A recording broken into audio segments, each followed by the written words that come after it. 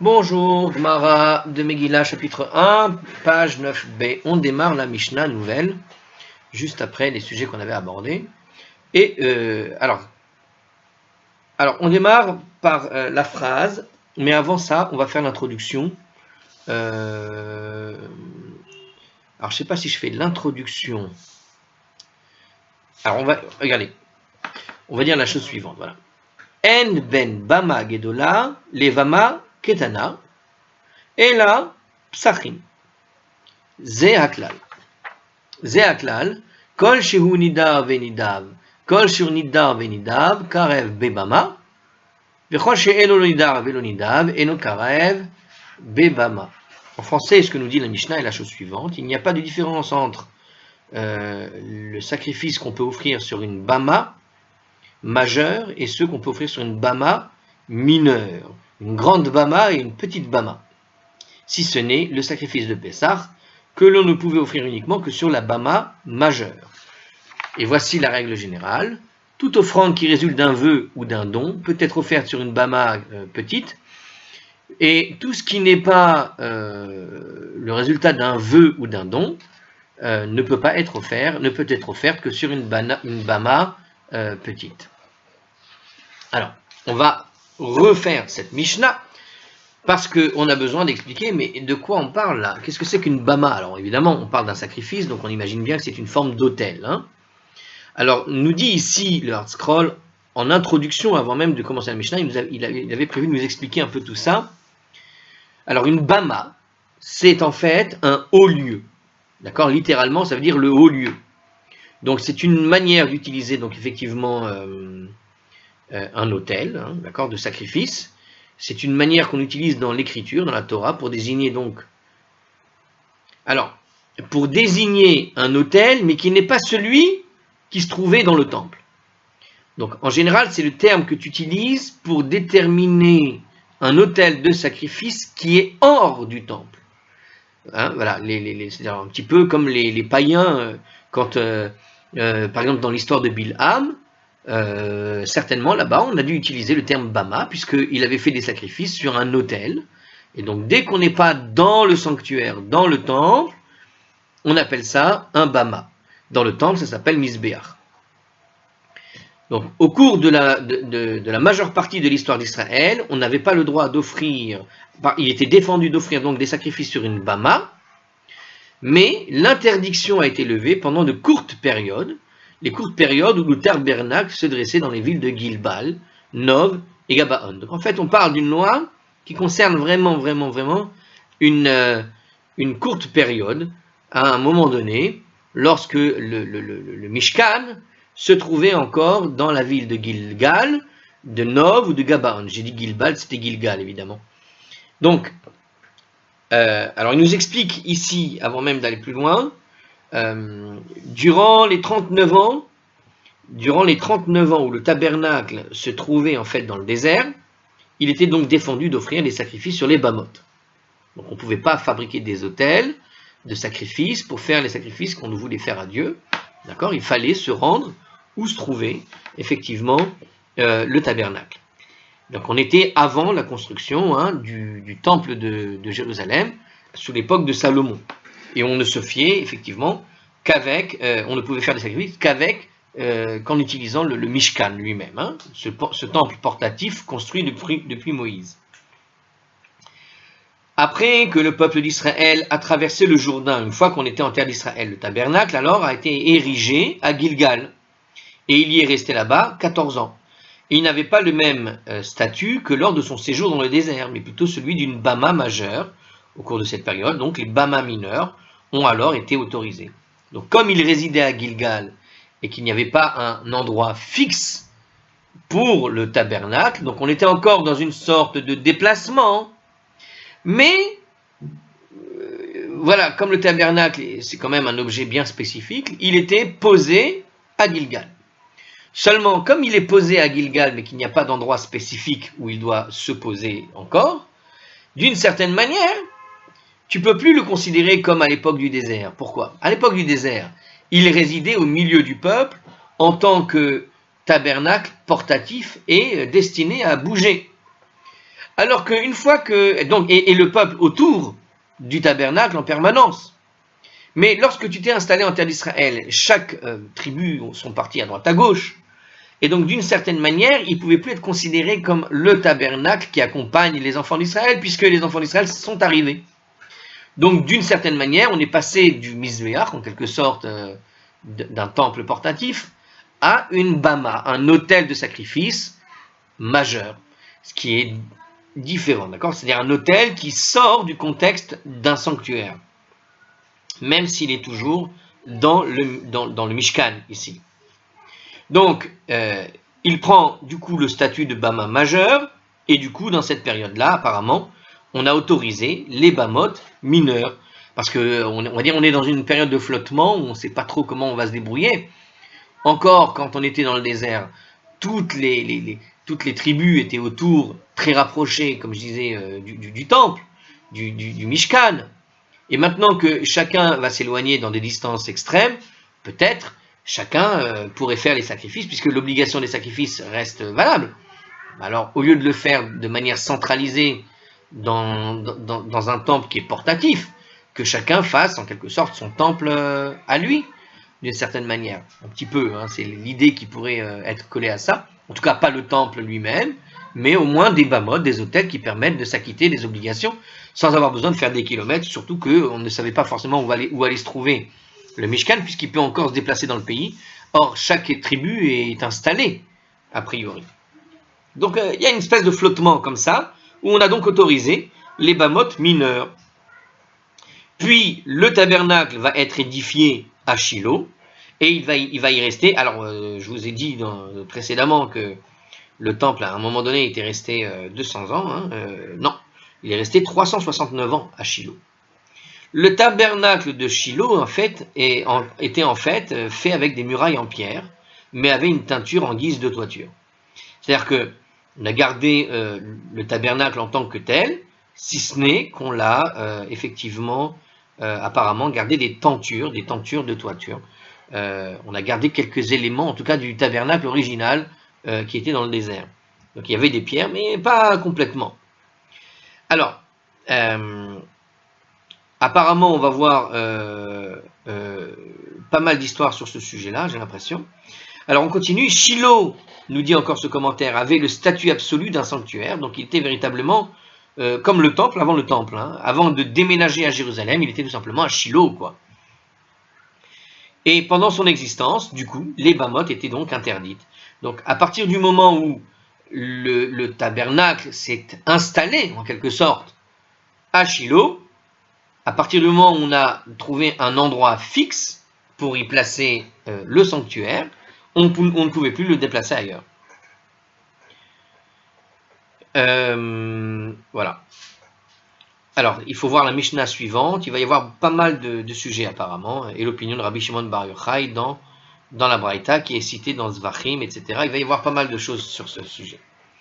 Après la destruction de Shiloh, le sanctuaire a été transféré à Nov, puis à Gabaon. Donc il y a eu encore un moment de flottement, un autre moment de flottement, et tous les deux n'avaient alors du coup que des statuts de Bama majeur, puisque on n'avait pas encore fixé le temple. Donc il y a eu une destruction de Shiloh, le temple a pu être évidemment déménagé, et il a été resté de manière provisoire à Nov et à Gabaon. Ça a une durée de 57 ans, donc on a eu une période de 14 ans avant d'installer à Shiloh, une autre période de 57 ans, quand Shiloh a été détruite, et les bamotes mineurs ont alors été autorisés dans cette période de flottement. Voilà, c'est ça qui est intéressant ici.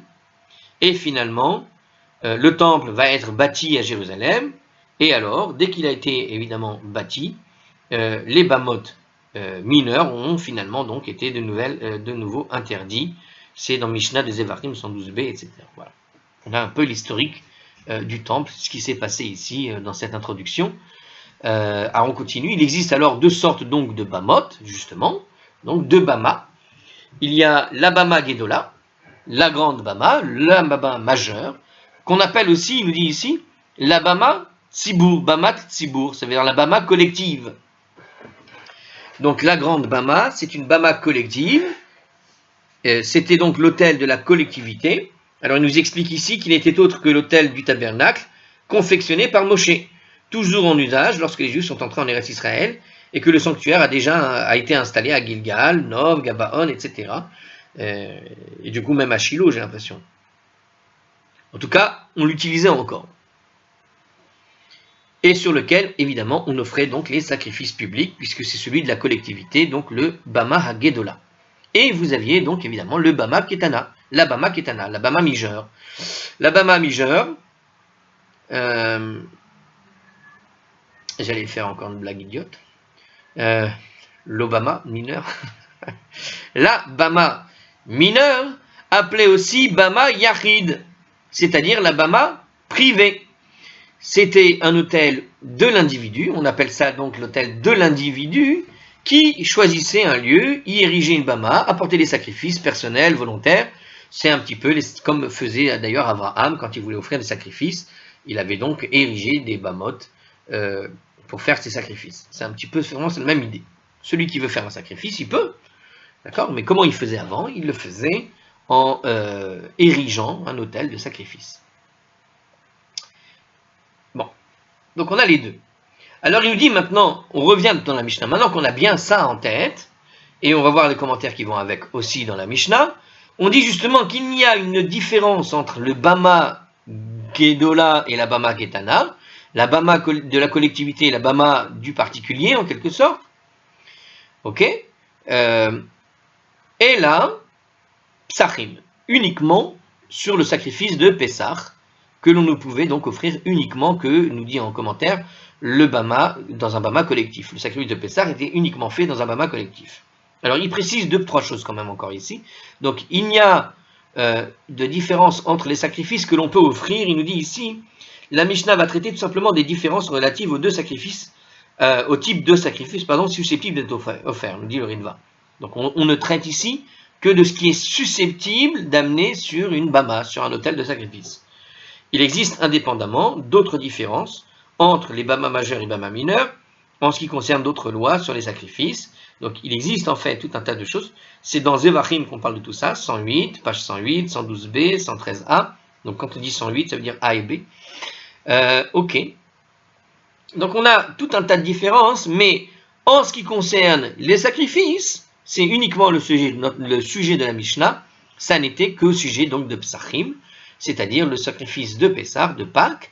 Qu'est-ce qu'on faisait pour le sacrifice de Pâques? Il nous dit il ne s'offrait que sur une Bama Gedola, donc dans la Bama collective, le grand Bama. Le sacrifice de Pessah ne peut être offert que sur la Bama majeure qui a été érigée à Gilgal, ou à Nov, ou à Gabaon. Donc même dans cette période, encore une fois, on parle d'une période très courte, de 57 ans plus 14 ans, ok, eh bien, on ne pouvait faire les sacrifices de Pessah que là-bas, et pas sur une Bama de particulier. Chacun ne pouvait pas faire son sacrifice comme il voulait là où il est. Zé Hakelal, et voici la règle générale. Kol sheu nidar venidav karev bebama. Toute offrande qui résulte d'un vœu ou d'un don. Alors on a déjà expliqué les deux différences. Vous vous rappelez, hein, c'était le sacrifice Nedava ou le sacrifice de Neder. Donc je rappelle la différence. Le Neder, c'était celui qu'on désigne, qu'on ne désigne pas de manière spécifique. C'est-à-dire, par exemple, celui où je dis, je vais offrir un sacrifice, sans préciser quel animal du troupeau. Et l'anedava, c'était celui qu'on a spécifié, je vais sacrifier ce sacrifice en particulier. Ok? Alors il dit comme ça, c'est-à-dire des sacrifices volontaires, en fait, quand on parle ici de nidar venidav, on parle ici donc qui résulte d'un vœu ou d'un don. On veut ici juste spécifier qu'il s'agit des sacrifices volontaires, comme on l'a expliqué à la page 8a, donc ce que je viens de vous réexpliquer. Le cas du vœu du sacrifice, en fait, engage le donateur à assumer personnellement l'obligation de prélever et d'offrir le sacrifice. D'accord? Le cas du vœu de sacrifice engage un donateur à assumer personnellement l'obligation de prélever et d'offrir le sacrifice, c'est-à-dire donc le cas du vœu, c'est celui du néder, c'est celui qui n'a pas spécifié quel animal devait être sacrifié, et voilà que l'animal meurt, vous vous rappelez, qu'est-ce qui se passe dans ce cas-là? Il doit le changer. La responsabilité est sur lui. L'anedava, il avait dit, cet animal-là, celui qui s'appelle Toto, j'avais prévu de le sacrifier, pourquoi pas. Et cette vache étant morte, cette brebis étant morte, en particulier, c'est celle-là qui aurait dû être sacrifiée, c'est celle-là qui avait été désignée, il n'en assume plus la responsabilité, il a accompli son devoir au maximum qu'il pouvait. Hein. Il meurt sur la route, ou une maladie, ou je ne sais quoi, eh bien, ou elle s'est fait dévorer par un loup, par exemple, eh bien, il n'a pas à venir la sacrifier, parce que c'était celle-là, et celle-là est perdue, Il n'y a plus moyen de la remplacer. Donc, dans le cas du don ou présent de sacrifice, d'accord, donc dans le cas du don, l'année d'Ava, hein, le donateur a d'emblée désigné un animal particulier comme sacrifice. Les sacrifices volontaires consistent finalement soit en l'offrande de Hola, soit dans l'offrande de Shelamim, nous précise ici encore le scroll. Bon, je pense qu'on a compris. Alors il nous dit justement, dans cette Gemara, que l'année d'Er ou l'année d'Ava, hein, donc, ou la Hola ou les Shlamim, peut être offerte sur une Bama mineure. Donc on pouvait le faire chez soi, durant cette période-là, nous dit Rashi justement, c'est Rashi qui précise que c'était une Bama mineure, parce qu'ici il n'y a pas vraiment écrit, toute offrande qui résulte d'un vœu ou d'un don peut être offerte dans la Bama, mais il n'y a pas écrit quelle Bama. Alors il nous parle ici de Bama mineure. Voilà, c'est Rashi qui le précise, donc je répète, Vechol she'eno lonidar velonidav, eno karev bibama. Mais tout ce qui ne concerne pas ce type d'offrande, c'est-à-dire des neder ou des nedava, ok, eh bien, c'est-à-dire ces vœux ou ces dons, là où shlamim, dans le cas présent, ne pouvaient pas, c'est-à-dire de sacrifices obligatoires comme ça, ne peut pas. Donc toute offrande qui sont des sacrifices obligatoires, celle de la Torah, ne pouvait être offert que sur la Bama normale, donc ne devait pas être offert sur une Bama, entre guillemets, mineure. Donc c'est d'ailleurs comment Rashi le déduit, c'est Rashi encore certainement qui précise qu'il s'agit d'une Bama mineure, mais comment on comprend que c'est une Bama mineure dont il est question, c'est-à-dire qu'on ne peut pas les faire dans une Bama mineure, puisque tous les autres sacrifices sont des sacrifices qui sont collectifs, tout simplement. Hein, le sacrifice de Rosh Chodesh, par exemple, c'est collectif. C'est un qui fait pour tout le monde. C'est pas chacun qui le faisait pour soi. Donc, les Bama mineurs ne servaient qu'à des sacrifices finalement personnels, comme on l'a expliqué. Et c'est pour ce qui explique que Neder ou Nedava, qui sont des sacrifices que tu désignes pour toi, tu pouvais les faire dans des sacrifices mineurs. Mais est-ce que chacun était Kohen Gadol? C'est un petit peu bizarre sur cet aspect-là. Alors, dans le traité de Zevachim, à la page 117b, la Gemara va démontrer que cette différenciation trouve sa source dans une exégèse biblique. Nous dit Rashi. Donc là-bas, on explique la différence des Bama mineurs et majeurs par rapport à l'exégèse, par rapport au texte. Par exemple, les sacrifices obligatoires à caractère privé, par exemple, le Khatat, le Hacham, eux sont individuels. Donc ils sont caractère privé, ils ne peuvent être offerts dans aucune Bama, ni majeure, ni mineure.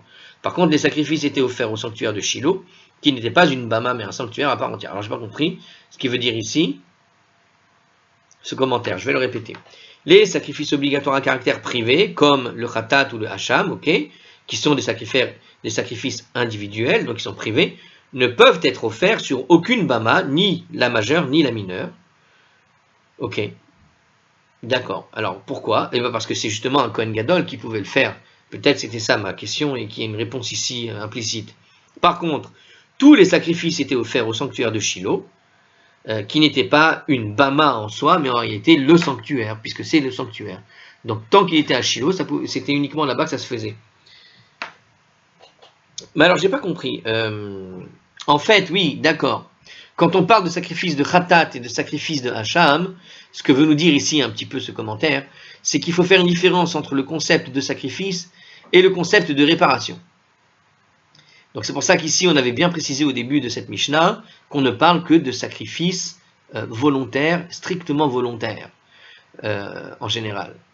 Parce que les autres sacrifices sont des sacrifices obligatoires qui nécessitent non plus le concept de la Bama, mais plutôt le concept du sanctuaire, puisqu'il y a derrière ces sacrifices une notion d'expiation.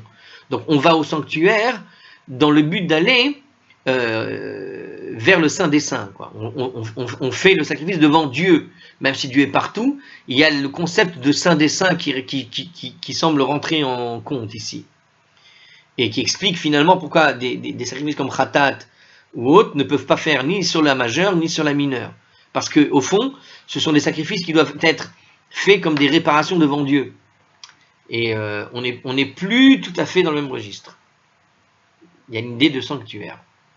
Bon, je ne sais pas si j'ai été clair, mais je pense avoir compris ce commentaire qui a été proposé ici pour donner cette différence entre Bama mineur et majeur, et du fait que certains sacrifices, même sur une Bama majeure, ne pouvaient pas être faits, il fallait un besoin essentiel de sanctuaire. Donc quand le temple était portatif, qu'il se promenait ici ou là, parce qu'il n'était pas encore installé, ça ne s'appelle pas encore un sanctuaire.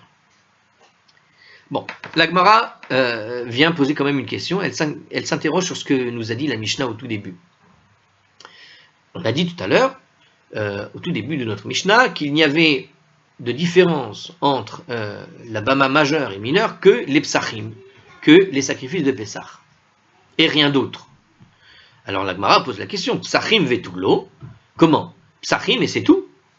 Hein, vetulo, ça veut dire c'est tout, en hébreu moderne. Et en fait, je me demande si ça ne vient pas du mot tout, vetulo, c'est tout. Alors, vetulo, mais rien d'autre, nous dit ici la Gemara. Comment? Il n'y a rien d'autre comme différence, à savoir que le sacrifice de Pessah et rien d'autre. Certainement pas, nous dit... alors c'est une question, mais qui indique que ça n'est pas possible que ce soit que ça. Alors, elle sous-entend qu'il y a d'autres sacrifices obligatoires qui ne pouvaient pas être offerts sur une Bama mineure. La Mishnah affirme ensuite que les sacrifices obligatoires ne peuvent être offerts sur une Bama mineure, ce qui implique qu'ils sont offerts donc sur une Bama majeure. Puisqu'on a d'autres sacrifices. Ah, bah oui, d'ailleurs, il y a la règle générale. Quand tu vois la règle générale, qui est dans la suite de la Gemara, de la Mishnah, pardon, eh bien, dans cette suite de Mishnah, on voit bien qu'il y a une règle générale qui ne te parle au fond que de faire des sacrifices Nedava et Neder. Alors, comment tu peux limiter finalement la différence entre les deux uniquement au sacrifice de Pessah? Autrement dit, on peut offrir sur la Bama majeure les sacrifices publics obligatoires, comme le sacrifice de Tamid quotidien, les sacrifices additionnels de Rosh Chodesh, de Moussaf, et des fêtes, comme nous dit Rashi. Le Rachash se demande pourquoi Rashi affirme, en outre, qu'à ce stade, la Gemara suppose que les sacrifices publics sans date fixe pourraient être offerts sur une Bama majeure. Le Rachash suggère que Rashi détenait peut-être une version de ce passage différente de la nôtre, qui fait que lui, il a déjà anticipé sur la réponse de la Gemara, à savoir que, apparemment, ce qui va déterminer vraiment une différence entre la possibilité de faire des sacrifices entre majeur et mineur, c'est quand il y a une date précise à respecter pour le moment du sacrifice. Alors, il continue justement, la Gemara répond toutefois, voilà, on a posé cette question, en tout cas à notre stade de la Gemara, la question est posée, c'est bizarre qu'on limite à Pessah. Ema keren Pesachim, dit plutôt que la Mishnah signifie à toute chose semblable à Psachim, à celle de Pessah, c'est-à-dire tout sacrifice qui ressemble à celui de Pessah en fait. C'est pas Pesachim spécifiquement, mais tout ce qui est comme Pessah. Voilà ce que vous voulez dire. Et donc, on peut donc offrir sur une Bama majeure des sacrifices comme Pessah, mais pas sur des sacrifices, pas ce genre de sacrifice comme Pessah ne peut pas être fait sur une Bama mineure. Ce qui comprend évidemment tous les sacrifices obligatoires comme Pessah, c'est-à-dire ceux qui sont liés à la date fixe, mais exclut ceux qui n'auraient donc pas les dates fixes, justement. Donc, par exemple, de sacrifices obligatoires à date fixe, semblables à Pessah, on peut citer comme, par exemple, le Tamid quotidien, les sacrifices additionnels de Rosh Chodesh, les fêtes, donc toutes les fêtes, Sukkot, Shavuot, etc. Tout comme le sacrifice de Pessah, on peut donc offrir ces sacrifices sur la Bama majeure. Comme exemple de sacrifice obligatoire sans date fixe, qu'est-ce qu'on a comme sacrifice qui n'est pas à date fixe? Par exemple, le taureau de Khatat, qui doit réparer une faute grave. Donc ça n'a pas une date fixe, ça dépend vraiment de quelqu'un, il vient de faire une faute, il a fait une faute, il veut réparer, c'était un imprévu, vous voyez? Donc il n'y a pas une date précise, ou les fautes collectives, causées aussi par un arrêt erroné qui est rendu par le Sanhédrin, par exemple. Si le Sanhédrin avait dit demain on doit faire comme ça tous, et puis finalement c'était une erreur, tout le monde a fauté, donc c'est un sacrifice de khatat collective. Bon, pour réparer les fautes graves. Ou le bouc de khatat destiné à réparer une telle faute quand il s'agit précisément d'un péché d'idolâtrie, qui ne se faisait qu'au moment où l'idolâtrie a été faite. Et il n'y a pas une date précise pour laquelle l'idolâtrie aurait été faite ici ou là ou quand. Donc tous ces sacrifices sont effectivement des sacrifices obligatoires, des sacrifices publics, et pourtant il n'y a pas de date fixée, puisque Pesachim, c'est un sacrifice à date fixe, donc on doit faire comme ceux de Pessah. Et donc la Mishnah a exclu toute autre offrande que des sacrifices donc à date fixe, c'est-à-dire les sacrifices comme Pessah, sur des bamas majeurs. Voilà. Donc c'est ni mineur ni majeur, c'est ce qui a expliqué ce qu'on avait dit à la fin dans la règle générale.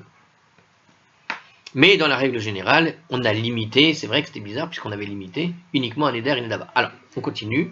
La Gemara pose tout de même la question, Mani, qui nous a écrit ceci? Quel est le Tana? D'accord? Qui? Quel Tana a écrit la Mishnah qui a affirmé que les sacrifices obligatoires ne pouvaient être offerts sur une bama majeure que s'ils avaient une date fixe? En gros, qui a affirmé qu'il fallait que ce soit comme ceux de Pessah, dans ce genre-là, les dates fixes?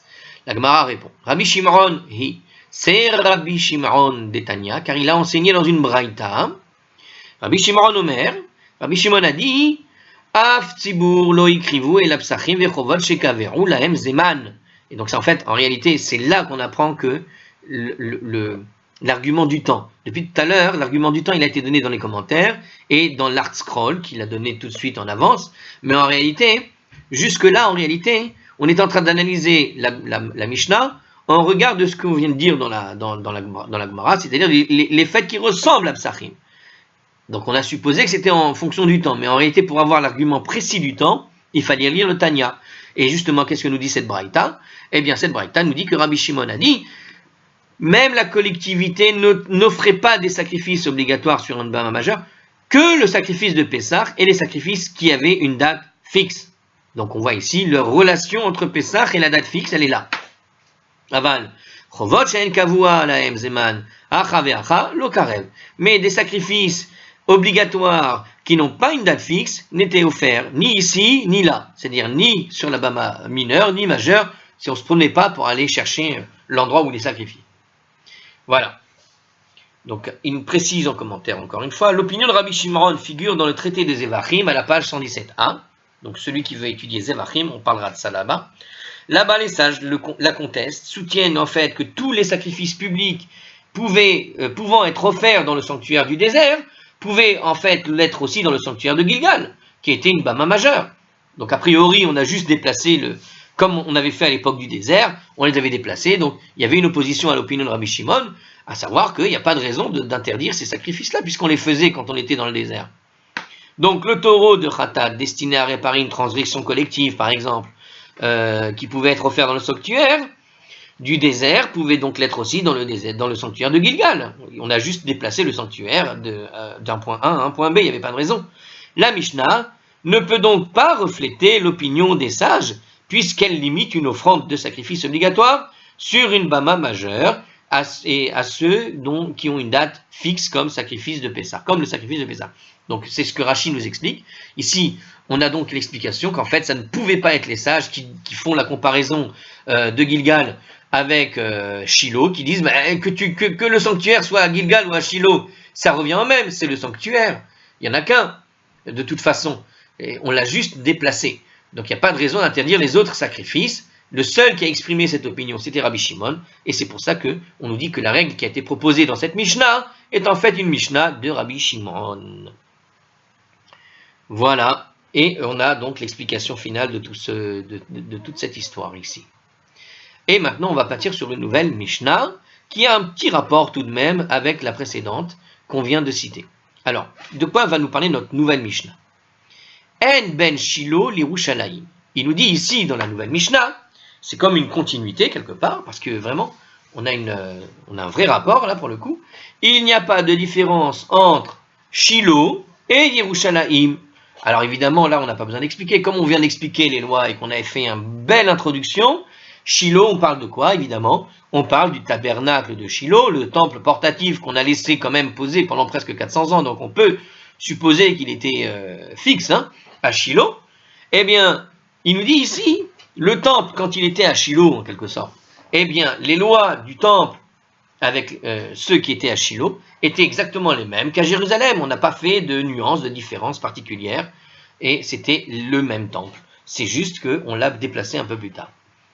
Même si on a rangé les tentures de Shiloh, ce qui se trouvait à Jérusalem restait complètement valable.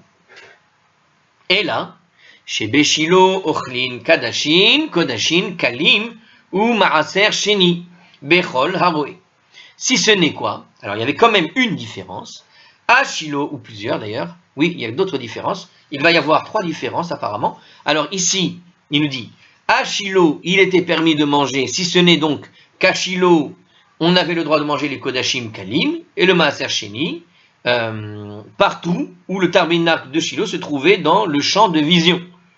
Donc en fait, si on pouvait voir le tabernacle de Shiloh, il était autorisé de manger donc les Kadashim Kalim et le Maaser Sheni. On va expliquer ça tout de suite.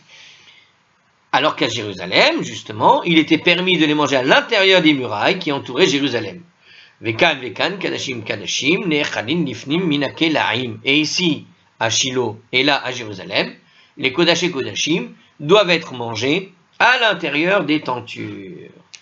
Alors, il précise encore, Kedushat Shiloh, la sainteté de Shiloh, Yesh Acharea Heter, il y a une permission après, ça veut dire après la destruction du tabernacle de Shiloh, les Bamot furent de nouveau permises, Ugdushat Yerushalayim en Acharea Heter, mais après la sainteté de Jérusalem, lorsque Jérusalem a été détruit et la sainteté de Jérusalem est partie, il n'y a pas eu de permission après, même après la destruction du temple de Jérusalem, les Bamot sont restés interdites. Donc on a ces 2 différences. C'est que, au niveau de la sainteté de Shiloh, les Kadashim Kalim, Maaser Sheni, on pouvait les manger tant qu'on pouvait voir le temple. Les mêmes sacrifices, on ne pouvait plus les manger. On ne pouvait les manger qu'à l'intérieur de celui de Jérusalem, d'accord, à l'intérieur des murailles. Et deuxième différence, aussi bien ici et là-bas à Jérusalem, bon, les Kodashim Kalim pouvaient être mangés à l'intérieur des tentures, bon, ça c'est pareil. Mais juste la sainteté de Shiloh, on pouvait la déplacer en quelque sorte, on pouvait la mettre ailleurs, et c'était valable. Alors que la sainteté de Jérusalem, une fois qu'elle était terminée, elle était terminée. Alors quelques commentaires tout de même. Donc d'abord on a parlé de quoi? On a parlé des Kodashim Kalim et du Maaser Sheni. Alors ceux qui connaissent évidemment, ils vont quand même écouter. Alors ce sont des sacrifices tout d'abord. Les sacrifices Kalim, c'est des sacrifices légers, avec une sainteté, nous dit-il ici, moindre. Cette catégorie regroupe en fait ce qu'on appelle les shélamim personnels, c'est tout ce qui est sacrifice de remerciement personnel, le bélier du nazir, des premiers-nés, le maaser et le sacrifice de Pessar. Donc tout ça, c'est des sacrifices de sainteté moindres, d'accord? Ce ne sont pas les sacrifices purement obligatoires, c'est des sacrifices volontaires en général, justement. Donc les Kadashim Kalim, on les faisait, bon, on pouvait le manger tant qu'on pouvait voir le temple de loin, quoi, hein, à Shiloh. Pardon. Le Maaser Sheni, lui, la deuxième dîme, alors, il y a, quand on fait, il faut rappeler qu'il y a ce qu'on appelle les Maaser. Les Maaserot, Trumot et Maaserot, la Terouma, ce sont des taxes en quelque sorte, des dîmes, des taxes, oui. Alors la Terouma, c'était pas un dixième, mais on prenait et on choisissait les meilleurs fruits et légumes qu'on donnait au Kohen. Le Maaser Rishon, c'était un dixième de la récolte qu'on devait donner au Lévi. Maaser Sheni, c'est le deuxième dixième sur ce qui restait du dixième, de ce qu'on a, sur ce qui restait après avoir prélevé le Maaser Rishon, le premier dixième. Eh bien, on prélevait encore un autre dixième supplémentaire, d'accord, la deuxième dîme, qui se prélevait, alors c'est là que fait le commentaire de Hardscroll, il se faisait donc sur les récoltes de la première, seconde, quatrième et sixième année du cycle de la Shemitah. Donc on avait un cycle de 7 ans où on laissait reposer la terre, et dans le cycle de la Shemitah, eh bien, toutes les la première année, la deuxième année, la quatrième année, la sixième année de ce cycle, on prélevait cette deuxième dîme, et on avait le droit de la consommer soi-même, mais à proximité du sanctuaire. Donc on devait aller à l'époque à Jérusalem, quand c'était à Jérusalem, mais là, on pouvait les consommer en allant à Shiloh, mais ici, il nous précise qu'on pouvait les consommer dès qu'on voit Shiloh, on n'est pas obligé d'aller jusqu'à Shiloh en particulier. Dès que je le vois de loin, c'est bon. Hein, je me trouve sur une montagne, je le vois au loin, c'est bon. Donc, a priori, c'est ce que semble dire ici notre Mishnah. Ensuite, alors voilà, il nous parle ici du champ de vision. On va expliquer c'est quoi le champ de vision, mais je pense que ça correspond à ce qu'on a appris ailleurs dans une autre Mishnah, voire une Gemara. Je ne sais plus si c'était dans Megillah qu'on l'avait vu ou si c'était dans Ta'anit, je ne me rappelle plus. Mais il y avait tout un passage comme ça qui expliquait la notion de champ de vision. Je crois que c'est dans Ta'anit, hein. Je ne me rappelle pas. Je crois que c'était Anit, parce qu'il n'y a pas vraiment de rapport avec la Megillah ici. Alors, il faut voir Rashi ainsi que les commentaires sur le Rambam de la Mishnah de Zevachim 14.6. La Mishnah nous apprend que la zone qui offre une vue sur le sanctuaire de Shiloh possédait les mêmes statuts que Jérusalem en ce qui concerne la consommation des Kodashim Kalim et du Maaser Sheni. Dans le traité de Zevachim, sans visite AB, la Gemara indique où l'on trouve une allusion à cela dans l'écriture. Bon, il ne nous donne pas l'idée du champ de vision ici, mais si, c'était dans notre Gemara de Megillah qu'on parlait du champ de vision. C'est bizarre d'ailleurs, ça devrait être relié. Peut-être qu'on va discuter de ça après, puisque c'est vraiment le sujet dont on avait cité à propos des fameuses murailles justement de Jérusalem. Et on parlait de la muraille comme quoi elle appartenait encore au champ de vision, la ville. Eh bien, on considérait alors qu'elle faisait partie de la ville. Bon, alors je crois que c'est dans Megillah au début qu'on avait parlé de tout ça. Bon, il n'y a pas plus de commentaires sur le champ de vision ici, c'est dommage, il nous renvoie un peu là-bas, peut-être qu'on va en parler dans la suite. Oubi Yerushalayim Finim Lachoma, et il était donc permis de manger à l'intérieur des murailles entourant Jérusalem, d'accord, donc effectivement, donc c'est la différence entre le champ de vision et à l'intérieur des murailles ici, et ensuite ici et là-bas, les Kodaché Kodashim. Alors qu'est-ce qu'on appelle les Kodaché Kodashim? Les Kodaché Kodashim, c'est les sacrifices très très saints. Les plus saints, cette catégorie comprend évidemment le sacrifice de Khatat, de Hola, de Hacham, les Shelamim publics, évidemment, pas privés.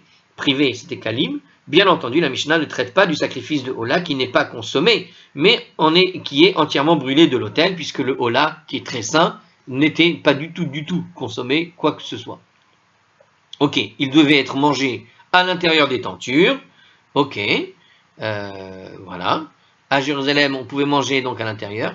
Et ici et là-bas, les plus saints devaient être mangés à l'intérieur des tentures. Ça veut dire, par rapport à Jérusalem, c'était la même chose, donc à l'intérieur de la muraille, certainement. Alors, une des contraintes, nous dit ici le Hard Scroll, de Kodesh Kodashim, et non des Kadashim Kalim, et de consommer était la consommation par les Kohen à l'intérieur de la cour du sanctuaire. Cette cour était entourée de tentures, celle de tentures dans le tabernacle, ou de murailles dans le cas du temple de Jérusalem. Quoique la cour du temple soit entourée de murailles plutôt que de tentures, la Mishnah emploie ici l'expression à l'intérieur des tentures à cause de Shiloh pour bien comprendre que c'était le même, qu'on fait la même chose. Donc en fait, on parle de la même chose. On dit le Ritva. Le Ritva veut nous préciser ici que comme il y a écrit tenture, tu pourrais être amené à croire qu'à l'intérieur du temple de Jérusalem, il aurait fallu des tentures pour pouvoir manger à l'intérieur les Kodesh Kodashim. C'est pas le cas. On a juste voulu continuer dans la métaphore, dans la comparaison, pour bien comprendre qu'il s'agit des mêmes choses. Une autre explication, l'expression à l'intérieur des tentures est utilisée par cette loi, car les lois est formulée par l'écriture au sujet de la cour entourée des tentures du sanctuaire du désert, tout simplement parce que la loi qui consiste à consommer les kodashim, les kodeshé kodashim à l'intérieur de la muraille dans le temple, dans le sanctuaire, à l'intérieur du sanctuaire, cette loi, elle vient de la Torah, et la Torah utilise l'expression des tentures, puisque dans le temple, dans le sanctuaire portatif, dans le Mishkan, il n'y avait que des tentures, il n'y avait pas de trucs en briques. Hein. Donc par contre, évidemment, dans le temple, une fois qu'il a été posé à l'intérieur des murs, c'est à l'intérieur des murs qui correspond à l'espace qui a été sanctifié qu'on pourra les manger. Donc on a juste utilisé cette expression par rapport au verset qui nous le donne. Et enfin, comme on avait expliqué, on peut finir avec le dernier commentaire dans la page 10a du coup. Donc il nous a dit que la permission a été donnée après, lorsque le Shiloh a été détruit, d'éventuellement faire des bamotes un peu à droite à gauche. Eh bien, par contre, quand le temple de Jérusalem a été détruit, c'était terminé. Alors, qu'est-ce qu'il nous explique? Jusqu'à la construction du temple de Jérusalem, c'est-à-dire 57 ans plus tard, dans le traité de Zevachim, la permission... Alors, minute, qu'est-ce qu'il nous dit? Il y a eu une permission après, ça veut dire que la destruction du tabernacle de Shiloh, les bamotes furent de nouveau permises jusqu'à la construction du temple. Ça veut dire qu'en tant que le temple n'avait pas été construit, on a autorisé les bamotes. Et en fait, le cas de Shiloh qui a été détruit, en fait, quand on avait parlé des deux villes alors après Gilgal, il y avait Gilgal, c'était la première ville avant Shiloh. Il y a eu Nov et comment il s'appelait Gomer, je crois, non zut. Attendez, je vais vous donner ça tout de suite si je m'en rappelle, mais je ne m'en rappelle pas. Pourtant, c'était pas loin. Comment s'appelaient les deux villes Voilà, Nov et Gabaon. Gomer, c'était le nom d'Yafet, d'un des fils de Yafet. Alors, Gabaon et Nov sont ces deux villes-là pendant 57 ans. C'était juste avant justement la construction du temple à Jérusalem, nous dit-il. Donc ici, en fait, dans le traité de Zevachim, à la page 119a, la Gemara va déduire que les Bamot ont été permises après la destruction de Shiloh selon le raisonnement suivant. L'usage de Bamot, donc les Bamot individuels, est autorisé en vertu d'un verset de la Torah qui dit la chose suivante: Kilo batem adarata el amenucha ve el anachala, car vous n'êtes pas encore parvenu au lieu de repos et à l'héritage. Donc il y a en fait l'utilisation de Bamot. Elle est utilisée par rapport à ce verset, dans le Deutéronome 12, verset 9, il nous dit comme ça, que finalement on les utilise tant qu'on n'est pas arrivé dans notre lieu de destination, qui était Jérusalem en l'occurrence, en tout cas un lieu où on s'installe. Donc l'usage des Bamot est permis jusqu'à l'arrivée du peuple au lieu de repos, qui est l'héritage. Quel est le lieu, le repos? C'est le tabernacle de Shiloh, et l'héritage, c'est le temple de Jérusalem qui est la destination finale en réalité, l'héritage d'Abraham et de Yitzhak et de Yaakov, c'est là-bas, ils ont rêvé, le rêve, le sacrifice d'Isaac, etc. On est au même endroit. Donc on est bien dans l'idée de l'héritage. Donc tant qu'on n'est pas arrivé là-bas, on avait la possibilité. Mais à partir du moment où on est arrivé là-bas, c'est fini. Or, si dès l'arrivée à Shiloh, les Bamot devenaient définitivement interdites, il était inutile d'ajouter et à l'héritage. Donc en fait, on a deux mots. Le lieu de repos et le lieu de l'héritage. Le lieu de repos, c'est en attendant d'arriver jusqu'à l'héritage. Le lieu de repos, c'était Shiloh, le temps de pouvoir se poser, 400 ans. Et le lieu de l'héritage, c'est lorsque le temple va être construit là-bas. Les Bamot étant interdites sans interruption depuis l'arrivée au lieu de repos, donc on avait une loi qui marchait jusqu'au moment où on a hérité. Dès qu'on a hérité, c'était fini. Force est d'admettre que les Bamot furent permises après la destruction de ce lieu de repos, Shiloh. Par conséquent, la Torah affirme que les Bamot sont permises jusqu'à l'arrivée au lieu de repos, Shiloh, et de nouveau après la destruction de Shiloh, jusqu'à l'arrivée à l'héritage, Jérusalem. Et c'est Rashi qui nous l'explique, et c'est une explication qui donne une sorte de preview, d'avance, de comment on va expliquer tout ça dans la Gemara. Et je vous dis à la prochaine pour la page 10a, cette fois-ci.